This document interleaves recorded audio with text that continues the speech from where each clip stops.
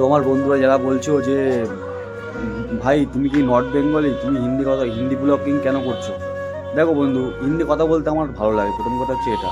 আর আমি হিন্দিতে ব্লগিং করছি এর মানে এটা না যে আমি হিন্দি নর্থ বেঙ্গলে না, আমি প্রকৃত বেঙ্গলে, ঠিক আছে। আমার বাড়ি রানাঘাটে, নদিয়া ডিস্ট্রিক্ট। আমার নদিয়া ডিস্ট্রিক্ট রানাঘাটে আমার বাড়ি, ঠিক আছে।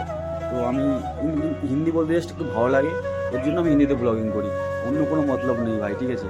যে আমি হিন্দি ব্লগ কেন করি, অনেকেই কমেন্ট করেছে ভাই তুমি বাঙালি ছেলে হয়ে তুমি হিন্দি ব্লগ কেন করো, হিন্দি ব্লগিং কেন বানাচ্ছো, তুমি বাংলায় ব্লগিং করো, আরও দেখতে ভালো লাগবে, দেখতে সুন্দর লাগবে। তো হিন্দি কথা বলতে ভাই ভালো লাগে, এর জন্যই ভাই হিন্দি ব্লগিং বানাই, আর কোনো কারণ নেই ভাই। বাংলা কথা বলতে আমি পুরোপুরি পারি, আর আমি বাঙালির ছেলে, ঠিক আছে।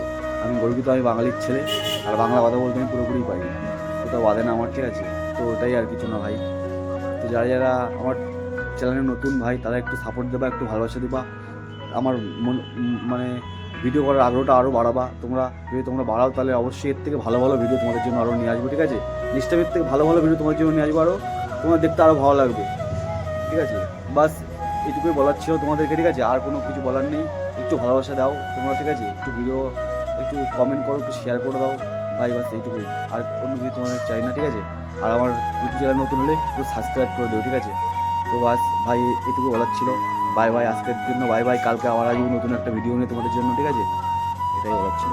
Bye bye.